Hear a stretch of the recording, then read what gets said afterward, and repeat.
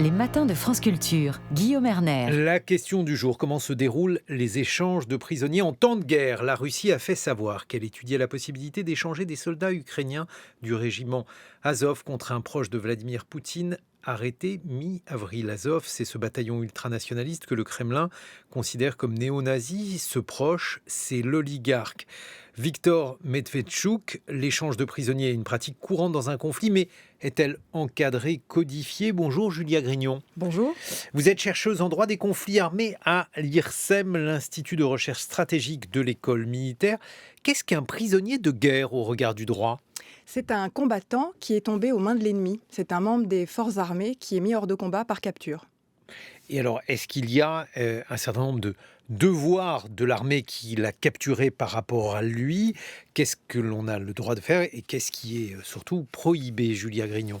Alors oui, il y a beaucoup de droits et d'obligations. Il y a une convention entière, la Convention 3 de Genève, adoptée en 1949, qui contient plus de 140 articles, donc 140 droits et obligations à l'égard des prisonniers de guerre dès lors qu'ils sont aux mains de l'ennemi. Et alors cette convention, elle prévoit à quelles conditions on est prisonnier de guerre. Et puis ensuite, une fois qu'on est reconnu comme tel, qu'on a ce statut, il y a toute une série de garanties de traitement humain. Et puis ensuite, des garanties, par exemple, si on doit faire travailler ces prisonniers, si on doit être amené à les juger éventuellement. Il y a des dispositions relatives au moment de leur libération. Qu'est-ce qu'on fait s'ils sont blessés ou malades, etc. On a vu que ces conventions étaient violées aujourd'hui pendant cette guerre en Ukraine. Oui, absolument. Alors, il y a 4 conventions, hein. Une qui protège les civils et une qui protège les blessés malades, une autre les naufragés et celle-ci sur les prisonniers de guerre. Et effectivement, l'ensemble de ce droit, le droit international humanitaire, est violé dans les conflits armés, mais il est aussi respecté. Et ça, c'est quelque chose qu'on ne voit pas parce qu'on rapporte toujours les violations de ces conventions et c'est bien normal. Et il faut poursuivre les crimes qui sont commis dans les conflits armés, c'est essentiel. Mais il y a aussi tous les moments où ces conventions sont respectées sur le terrain et ça, on n'en parle pas. Et alors aujourd'hui, on voit qu'il y a donc des prisonniers de guerre de fait. Il y en a eu un de jugé d'ailleurs. Effectivement. Le fait de le juger de cette manière-là, est-ce que c'est quelque chose de traditionnel dans les conflits? Est-ce que c'est une manière, là aussi, probablement de mettre en garde les autres soldats russes qui seraient tentés de se livrer à de semblables exactions, Julia Grignon?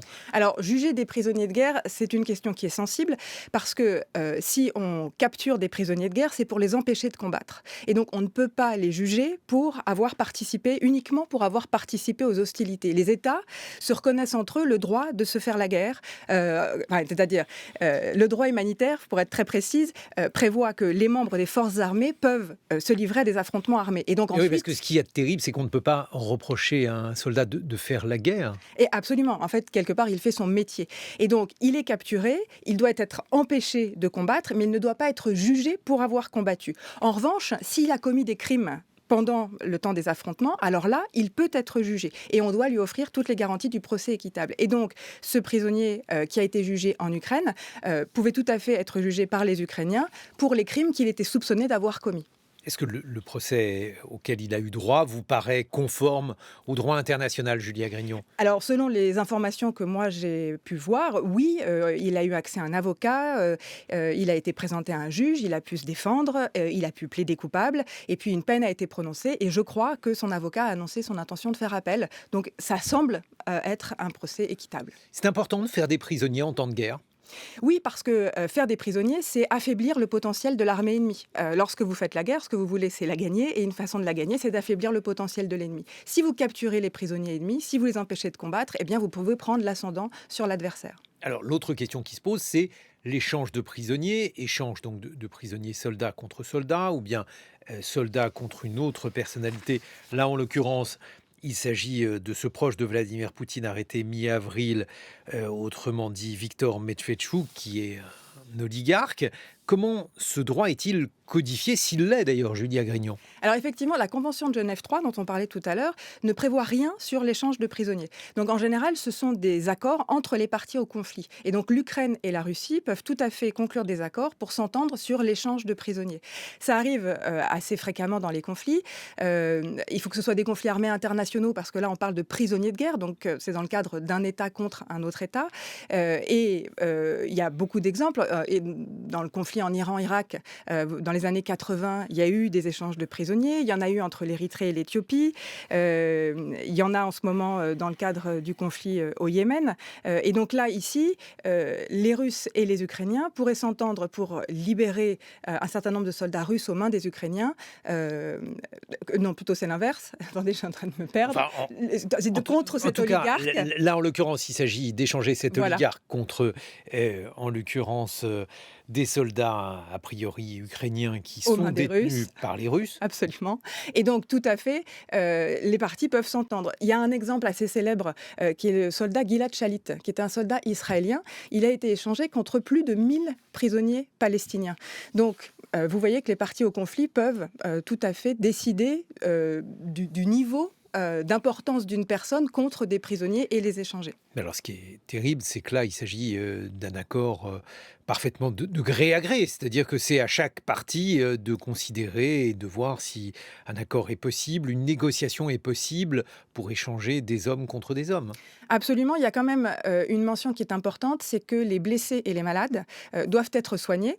Donc si les Russes capturent des Ukrainiens, ils doivent les soigner s'ils sont blessés. En revanche, les blessés et malades incurables, eux, devraient être rapatriés en Ukraine. Donc il n'y a pas de règles sur l'échange de prisonniers, mais il y a quand même des règles relatives aux blessés et malades qui seraient prisonniers de guerre et dont il faut prendre soin. Et alors, tous ces prisonniers de guerre, est-ce qu'ils sont amenés à être jugés, Julia Grignon? Parce que on voit que les exactions commises par les Russes en Ukraine sont, semble-t-il, nombreuses et presque systématiques.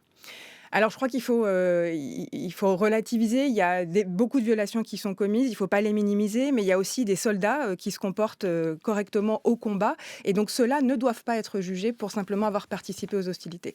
En revanche, effectivement, s'ils sont soupçonnés d'avoir commis des crimes, ils pourraient être jugés par des juridictions russes, au même titre que les Ukrainiens ont jugé des Russes devant leur juridiction. Et là, il faut être extrêmement prudent parce qu'il faut qu'ils reçoivent toutes les garanties du procès équitable et qu'ils soient poursuivis uniquement pour des actes qui seraient soupçonnés d'avoir commis et qui seraient contraires au droit international humanitaire. Il y a donc le droit en théorie, mais face à cela, la réalité de la guerre du terrain, eh bien, elle nous éloigne de plus en plus du droit. Vous avez la sensation que toutes ces règles, elles sont respectées ou bien au contraire, sont-elles, hélas, de plus en plus théoriques, de plus en plus hypothétiques, Julia Grignon? Non, alors je crois qu'elles n'ont rien de théorique ou d'hypothétique. Je crois qu'aujourd'hui, en Ukraine, elles sont respectées tous les jours, heure par heure. Et le meilleur exemple, c'est ces prisonniers qui sortent de la Syrie d'Azovstal. Sans droit humanitaire, qu'est-ce qu'on aurait fait de ces prisonniers? Aujourd'hui, les Russes les capturent, ils ont du droit à appliquer, il y a un contrôle qui s'exerce, il y a le comité international de la Croix-Rouge qui facilite les opérations entre les parties au conflit. Qui surveille d'ailleurs la manière dont ces prisonniers sont détenus? Alors, il peut visiter ces prisonniers pour vérifier qu'ils sont bien traités. Mais le fait-il? Alors, le CICR opère sur une base confidentielle. Donc aujourd'hui, je ne sais pas si le CICR visite ces prisonniers. En tout cas, il a facilité les opérations, il a accompagné des convois de civils et je crois qu'il enregistre les prisonniers qui sortent de la prison. Et ça, c'est une garantie qu'ils ne disparaissent pas par la suite.